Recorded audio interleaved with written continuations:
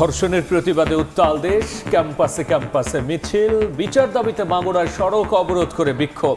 আমরা মনে করি আমরা কোথাও এখন নিরাপদ নই। আমার নিরাপত্তা চাই, তুমি আমার নিরাপত্তা আগে দাও। একটি ছোট শিশু বাচ্চাও নিরাপদ নয়। আমরা কি এমন রাষ্ট্রে চেয়েছিলাম? এতগুলো ঘটার পরেও কেন প্রশাসনের টনক নড়ছে না? স্বরাষ্ট্র উপদেষ্টার পদচ্যুতি চাই। জামিন পাবে না ধর্ষণে অভিযুক্ত, 15 দিনে তদন্ত আর 90 দিনে শেষ করতে হবে বিচার।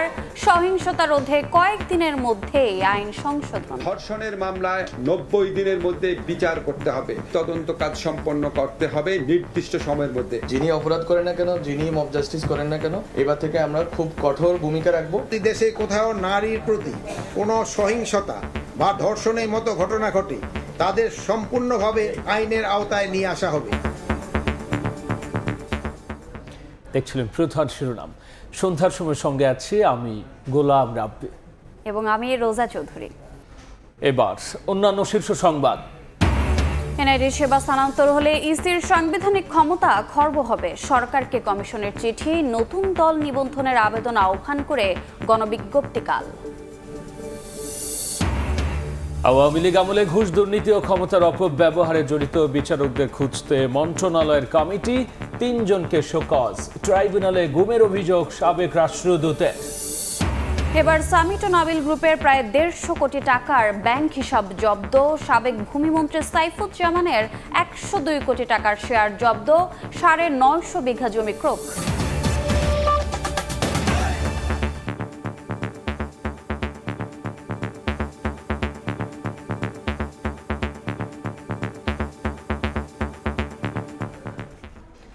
মাগুরায় শিশু ধর্ষণ সহ নারী নির্যাতনের প্রতিবাদে আজও উত্তাল ঢাকা বিশ্ববিদ্যালয় ক্যাম্পাস। ক্লাস পরীক্ষা বর্জন করে লাঠি হাতে মিছিল ও মানববন্ধন করেছেন শিক্ষক শিক্ষার্থীরা। বুয়েট ও বেসরকারি বিশ্ববিদ্যালয়ের শিক্ষার্থীরাও করেছেন বিক্ষোভ। কর্মসূচি থেকে স্বরাষ্ট্র উপদেষ্টার পদত্যাগ দাবি জানিয়েছেন তারা। ধর্ষণ ও নারী নির্যাতন ঠেকাতে অপরাধীদের দ্রুততম সময়ে দৃষ্টান্তমূলক শাস্তির দাবি বিক্ষুব্ধদের।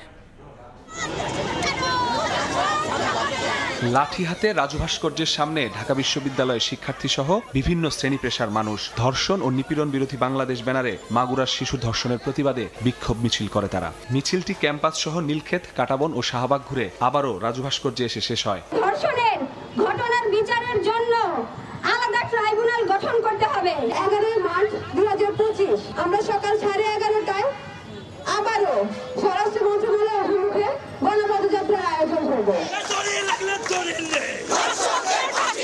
এদিকে সকাল থেকে ক্লাস পরীক্ষা বর্জন করে রাজপথে ঢাকা বিশ্ববিদ্যালয়ের শিক্ষার্থীরা। ইংরেজি বিভাগের শিক্ষার্থীরা বিক্ষোভ মিছিল করেন ক্যাম্পাসে। পরে মিছিল নিয়ে জড়ো হন অপরাজেয় বাংলার পাদদেশে। নারী শিশু ধর্ষণ ও নির্যাতনের অপরাধে জড়িতদের দৃষ্টান্তমূলক শাস্তির দাবি জানান তারা। এই সমস্ত অপরাধীদেরকে, ধর্ষকদেরকে যথাসময়ে যথোপযুক্ত বিচারের মুখোমুখি করা প্রয়োজন। একই দাবিতে ক্যাম্পাসে বিক্ষোভ মিছিল ও মানববন্ধন করেছেন রাষ্ট্রবিজ্ঞান, ভাষাবিজ্ঞান, রসায়ন বিভাগ এবং হেলথ ইকোনমিক্স ইনস্টিটিউটের শিক্ষার্থীরা। আমরা কোথাও এখন নিরাপদ নই, ইভেন আমাদের বাসায়ও আমরা নিরাপদ নই। শিশুরাও পর্যন্ত ছাড় পাচ্ছে না।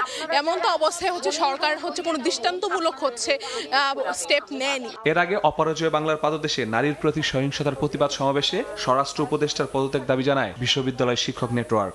মব তৈরি করা চলবে না এবং ইসলামের নাম দিয়ে একজন নারীর উপরে বা একজন সাধারণ মানুষের উপরে এটা ওটা চাপিয়ে দেওয়া চলবে না। আমরা তো সম্ভব করে দেখিয়েছি, দেখাইনি 5 আগস্ট। তাহলে আবার কেন আমরা এগুলি এই সোসাইটিতে ঘটতে দেখছি? স্বরাষ্ট্র উপদেষ্টার পদচ্যুতি চাই। ধর্ষণ সহ নারী নির্যাতনের প্রতিবাদ জানিয়েছে ক্যাম্পাসের শহীদ মিনারের সামনে ধর্ষণের বিরুদ্ধে মানববন্ধন করেন তারা।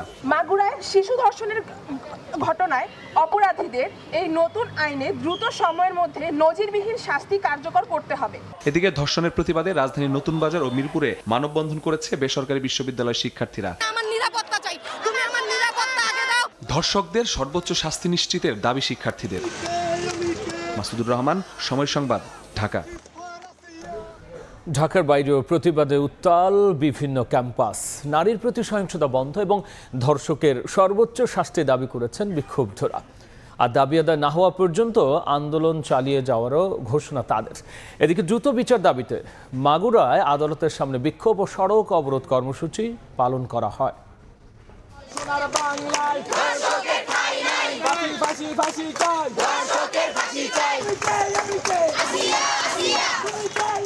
ধর্ষণ নিপীড়নের ঘটনায় উত্তাল দেশ। রোববার সকালে মাগুরায় পলিটেকনিক ইনস্টিটিউট থেকে বিক্ষোভ মিছিল বের করেন শিক্ষার্থীরা। মিছিলটি কয়েকটি সড়ক ঘুরে চিফ জুডিশিয়াল আদালত প্রাঙ্গণের সামনে শেষ হয়। এ সময় ক্ষোভে ফেটে পড়েন বিক্ষোভকারীরা। ধর্ষণে জড়িতদের বিচারে 3 দিনের আলটিমেটাম দেন তারা। পাশাপাশি ঢাকা খুলনা মহাসড়ক অবরোধ করে বিক্ষুব্ধ জনতা। বিগত বছর পর্যন্ত বাংলাদেশে কোনো ধর্ষণের উল্লেখযোগ্য এবং দৃষ্টান্তমূলক শাস্তি হয় নাই। মাগুরা শহরে এমন একটি দৃষ্টান্তমূলক শাস্তি হোক যাতে বাকি 63 জেলায় দৃষ্টান্ত হয়ে থাকে। শুধু মাগুরা নয়, জেলায় জেলায় স্লোগানে স্লোগানে জানানো হয় প্রতিবাদ। রাজশাহী, চট্টগ্রাম ও সিলেট সহ বিভিন্ন শিক্ষা প্রতিষ্ঠানে ক্লাস বর্জন করে আন্দোলনে নামেন শিক্ষার্থীরা। একটি ছোট শিশু বাচ্চাও নিরাপদ নয়। আমরা কি এমন রাষ্ট্র চেয়েছিলাম? সরকার পরিবর্তন হচ্ছে, বিভিন্ন আমল আসছে, কিন্তু নারীরা সে একইভাবে বঞ্চিত হচ্ছে। এতগুলো ঘটার পরেও কেন প্রশাসনের টনক নড়ছে না? কেন তারা এখনো নিশ্চুপ? আমরা এর জবাব চাই। শুধু মিছিল, সভা কিংবা মানববন্ধনে সীমাবদ্ধ ছিল না কর্মসূচি। অবরোধ করা হয় বেশ কয়েকটি মহাসড়কও। ফাহরিয়া ফারজানা, সময় সংবাদ। ঢাকার দক্ষিণ কেরানীগঞ্জে অন্তঃসত্ত্বা এক নারীকে গণধর্ষণের অভিযোগে থানায় মামলা হয়েছে। এ ঘটনায় 2 জনকে গ্রেফতার করেছে পুলিশ। পুলিশ জানায়, দক্ষিণ কেরানীগঞ্জ ঋষিপাড়া এলাকায় পরিত্যক্ত একটি বাড়িতে কয়েকজন মিলে 20 বছর বয়সী ওই তরুণীকে ধর্ষণ করে। খবর পেয়ে রাতেই তাকে উদ্ধার করে ঢাকা মেডিকেল কলেজ হাসপাতালের ওসিসিতে নিয়ে যাওয়া হয়। জানা যায়, পরিবার থেকে বিচ্ছিন্ন ওই তরুণী। এখন থেকে ধর্ষণে অভিযুক্তরা জামিন পাবে না। 15 দিনে মামলার তদন্ত এবং 90 দিনের মধ্যে বিচার কাজ শেষ করতে হবে বলে জানালেন আইন উপদেষ্টা। নারী সহিংসতা প্রতিরোধে শিগগিরই আইন সংশোধন করতে হবে বলেও জানিয়েছেন তিনি। এদিকে তথ্য উপদেষ্টা জানিয়েছেন, কারো বিরুদ্ধে অপরাধের প্রমাণ পেলেই গ্রেফতার করা হবে। আর আইন শৃঙ্খলার অবনতি ঠেকাতে শীঘ্রই জরুরি হটলাইন নম্বর চালু করা হবে বলেও জানিয়েছেন স্বরাষ্ট্র উপদেষ্টা।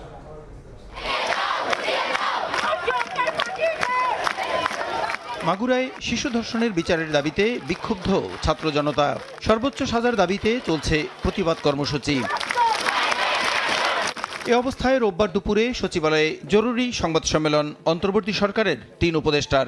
দেশের সব ঘটনাই সরকারের নজরদারিতে আছে জানিয়ে তথ্য ও সম্প্রচার উপদেষ্টা বলেন, কারো বিরুদ্ধে অপরাধের তথ্য প্রমাণ পেলে সঙ্গে সঙ্গে গ্রেপ্তার করা হবে। মব জাস্টিস পরিস্থিতি সৃষ্টি হলে নেওয়া হবে তাৎক্ষণিক ব্যবস্থা।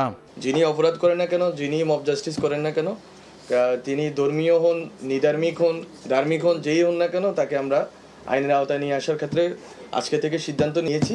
এবার থেকে আমরা খুব কঠোর ভূমিকা রাখব এবং ওখানেই গ্রেপ্তার থেকে শুরু করে ওখানেই আমরা যথাযথ আইনি ব্যবস্থা নেওয়ার ব্যাপারে সব স্টেকহোল্ডারদেরকে বলে দিয়েছি। নারী সহিংসতা প্রতিরোধে শিগগিরই আইন সংশোধন হবে জানিয়ে আইন উপদেষ্টা বলেন, এখন থেকে ধর্ষণে অভিযুক্তরা জামিন পাবেন না। 15 দিনে মামলার তদন্ত ও 90 দিনের মধ্যে বিচার কাজ শেষ করতে হবে। ধর্ষণের মামলায় 90 দিনের মধ্যে বিচার করতে হবে। ধর্ষণের মামলা 15 দিনের মধ্যে তদন্ত কাজ শেষ করতে হবে এবং ধর্ষণের মামলা যদি 90 দিনের মধ্যে বিচার সম্পন্ন নাও হয়, এই অজুহাতে কাউকে জামিন দেওয়া যাবে না। বিচারক যদি মনে করে শুধুমাত্র মেডিকেল সার্টিফিকেটের ভিত্তিতেই এই মামলার বিচার কার্য এবং তদন্ত কার্য চালানো সম্ভব, তাহলেই সেরকম ব্যবস্থা উনি নিতে পারবে। তদন্তকারী অফিসার যাকে নির্দিষ্ট করা হয়েছে তাকেই তদন্ত কাজ সম্পন্ন করতে হবে নির্দিষ্ট সময়ের মধ্যে। স্বরাষ্ট্র উপদেষ্টা বলেন, মাগুরায় শিশু ধর্ষণে জড়িতদের সর্বোচ্চ সাজা নিশ্চিত করা হবে। আইন শৃঙ্খলার অবনতি ঠেকাতে শিগগিরই জরুরি হটলাইন নম্বর চালু করবে স্বরাষ্ট্র মন্ত্রণালয়। গঠন করা হবে বিশেষ সেলও। মাগুরায় ঘটনায় যারা অভিযুক্ত তাদের সবাইকে ইতিমধ্যে গ্রেপ্তার করা হয়েছে। আইনি প্রক্রিয়ার মাধ্যমে তাদের সর্বোচ্চ শাস্তি নিশ্চিত করবে সরকার। একইভাবে যদি দেশে কোথাও নারীর প্রতি কোনো সহিংসতা বা ধর্ষণের মতো ঘটনা ঘটে, তাদের সম্পূর্ণভাবে আইনের আওতায় নিয়ে আসা হবে। নিষিদ্ধ সংগঠন হিজবুত তাহরির বাংলাদেশে কোনো কার্যক্রম চালাতে পারবে না বলেও জানান স্বরাষ্ট্র উপদেষ্টা। নিষিদ্ধ ঘোষিত সংগঠনকে কোনো রাজনৈতিক কার্যক্রম পরিচালনা করতে দেয়া হবে না। প্রসূন আশিস, সময় সংবাদ, ঢাকা। সন্ধ্যার সময় আরও থাকছে। ঈদ সামনে রেখে দর্জি বাড়িতে ভিড়, চাহিদা অনুযায়ী পোশাক বানাতে ব্যস্ত কারিগররা। সিলেটে মণিপুরি পোশাকের দোকানে চলছে বিক্রির প্রস্তুতি। আওয়ামী লীগের আমলে ঘুষ, দুর্নীতি ও ক্ষমতার অপব্যবহারে জড়িত বিচারকদের খুঁজতে 4 সদস্যের কমিটি গঠন করেছে আইন মন্ত্রণালয়। বিগত সরকারের আমলে সুবিধাভোগী বিচারকের বিরুদ্ধে ঘুষ, দুর্নীতি ও ক্ষমতার অপব্যবহারের অভিযোগ খতিয়ে দেখছে এই কমিটি। এছাড়াও বিচার বিভাগীয় কর্মকর্তাদের সম্পদের হিসাব যাচাই বাছাই করছে কমিটি। এরই মধ্যে আইন মন্ত্রণালয়ের সাবেক যুগ্ম সচিব বিকাশ কুমার সাহা, ঢাকার সাবেক মুখ্য মহানগর হাকিম রেজাউল করিম এবং সাবেক অতিরিক্ত মুখ্য মহানগর হাকিম মোহাম্মদ আসাদুজ্জামান নূরকে শোকজ করেছে মন্ত্রণালয়। তাদের বিরুদ্ধে ঘুষ, দুর্নীতি ও ক্ষমতার অপব্যবহারের অভিযোগের বিষয়ে 15 দিনের মধ্যে জবাব দিতে বলা হয়েছে। এনআইডি কার্যক্রম নিজেদের অধীনে রাখতে সরকারকে চিঠি দিয়েছে নির্বাচন কমিশন। বিকেলে এ সংক্রান্ত চিঠি প্রধান উপদেষ্টার কার্যালয়, মন্ত্রিপরিষদ বিভাগ এবং স্বরাষ্ট্র ও আইন মন্ত্রণালয়ে পাঠানো হয়েছে। সম্প্রতি এনআইডি কার্যক্রম স্বতন্ত্র প্রতিষ্ঠানের অধীনে নেয়ার আলোচনা চলছে। এ প্রেক্ষাপটে সরকারকে পাঠানো চিঠিতে বলা হয়েছে, এনআইডি কার্যক্রম স্থানান্তর করলে সাংবিধানিক ক্ষমতা খর্ব হবে ইসির। সমস্যা তৈরি হবে ভোটার তালিকা প্রস্তুত ও নির্বাচন আয়োজনে। এদিকে নতুন দলের নিবন্ধন আবেদন আহ্বান করে কাল গণবিজ্ঞপ্তি জারি করবে ইসি। আবেদন করা যাবে 20 এপ্রিল পর্যন্ত। আলোচিত দুই ব্যবসায়ী প্রতিষ্ঠান সামিট ও নাবিল গ্রুপের প্রায় 150 কোটি টাকার ব্যাংক হিসেব জব্দ করেছে দুর্নীতি দমন কমিশন। এদিন 6.5 কোটি টাকার অবৈধ সম্পদ অর্জনের অভিযোগে সাবেক প্রতিমন্ত্রী ডাক্তার এনামুর রহমানের বিরুদ্ধে মামলা করেছে সংস্থাটি। এছাড়াও সাবেক ভূমিমন্ত্রী সাইফুজ্জামান চৌধুরীর 102 কোটি টাকার শেয়ার জব্দ ও 950 বিঘা জমি ক্রোকের নির্দেশ দিয়েছেন আদালত। পতিত স্বৈরাচার সরকারের সময় সুবিধাভোগী ব্যবসায়ীদের অবৈধ সম্পদের খোঁজে বেশ জোরে সোরেই অনুসন্ধান করছে দুর্নীতি দমন কমিশন। 11 টাস্কফোর্স গঠনের পাশাপাশি আন্তর্জাতিক বিভিন্ন সংস্থার সঙ্গে চলছে দফায় দফায় বৈঠক। এরই ধারাবাহিকতায় এস আলমের ঘনিষ্ঠ সহযোগী হিসেবে পরিচিত নাবিল গ্রুপের 73টি ব্যাংক হিসেবে থাকা প্রায় 100 কোটি টাকা জব্দ করেছে দুদক। একই সাথে রাজশাহীতে 39টি জমির দলিলে জব্দেরও আদেশ পেয়েছে আদালত থেকে। আবেদনের প্রেক্ষিতে নাবিল গ্রুপের 73টি ব্যাংক হিসাবে 98 কোটি টাকা, দেশগুলোতে যেগুলি অবরুদ্ধ আছে সেগুলি মামলা নিষ্পত্তি না হওয়া পর্যন্ত অবরুদ্ধকৃত অবস্থায় থাকবে। একইভাবে মানি লন্ডারিং এর মাধ্যমে কোটি কোটি টাকা পাচারের অভিযোগে সামিট গ্রুপের 191টি ব্যাংক হিসাবে প্রায় 42 কোটি টাকা জব্দ করা হয়েছে। এদিন মামলা হয়েছে সাবেক দুর্যোগ ও ত্রাণ প্রতিমন্ত্রী ডাক্তার এনামুর রহমানের বিরুদ্ধেও। সামিট গ্রুপের 191টি ব্যাংক হিসাবে 41 কোটি টাকা অবরুদ্ধ করার নির্দেশ পাওয়া গেছে আদালত থেকে। টাস্কফোর্সগুলো আমাদের গঠন করা হয়েছে, বিভিন্ন 11টি টিম আপনারা জানেন, সেই টিমগুলো কাজ করছে, অনুসন্ধানে এখনো শেষ হয়নি। এছাড়া রাজধানী গ্রিন রোডের রসনাবিলাস ও গ্রিন বাংলা রেস্তোরাঁয় অভিযান চালিয়ে বছরে 66 লাখ টাকার সরকারি গ্যাস অবৈধভাবে ব্যবহারের প্রমাণ পেয়েছে দুদক। তাসলিম তৌহিদ, সময় সংবাদ, ঢাকা। এবারে ঈদ কেনাকাটার খবর।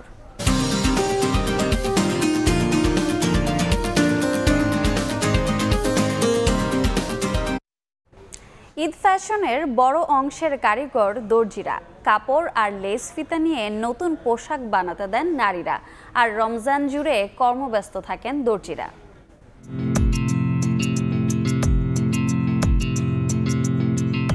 রং বেরঙের নানা ডিজাইনের লেস, একটু ভিন্ন আঙ্গিকে পোশাক বানাতে লেসের জুড়ি নেই। নতুন নতুন ড্রেস বানাবো, তার মধ্যে লেস লাগাবো। একটু আগে আগে যদি আমরা বানাতে দেই তাহলে দেখা যায় যে একটু সুবিধা হয়। বিক্রেতারা বলছেন এই ঈদে অনেক নারী ক্রেতাই পাকিস্তানি পোশাকের ধাঁচ আনতে বেছে নিচ্ছেন বিভিন্ন কারুকাজের লেস। পাকিস্তানি জামাগুলো নিয়ে বেশি আসে। কেনাকাটা কমপ্লিট করছি, এখন যাব টেইলার্সে। প্রথম দিকেই যদি বানাই তাহলে আমার টেনশনটা দূর হয়ে গেল। ডিজাইনটা যেন নষ্ট না হয়, ঈদের জামা খুব শখ করে আমরা বানাই। রমজান জুড়ে দর্জি বাড়িগুলোতে রাত দিন কর্মব্যস্ততা। বাজার অন্যান্য সময়ের তুলনায় একটু চাপ বেশি আছে। এবার হচ্ছে পাকিস্তানের ড্রেসগুলো বেশি চাহিদা। রমজানের দ্বিতীয় সপ্তাহ গেলে অনেক দর্জি বাড়িতে পোশাক বানানোর ফরমায়েশ নেওয়া বন্ধ হয়ে যায়, তাই এখনই তোড়জোড় চোখে পড়েছে। ইয়ানুর শিফাত, সময় সংবাদ, ঢাকা। এ পর্যায়ে শীর্ষ সংবাদ জানিয়ে দিচ্ছি আরেকবার।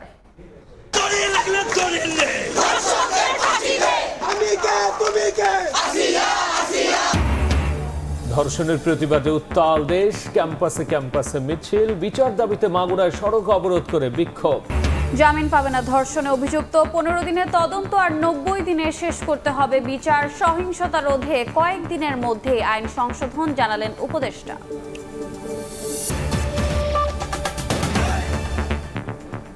এ ছিল সন্ধ্যার সময়, সঙ্গেই থাকুন সময়।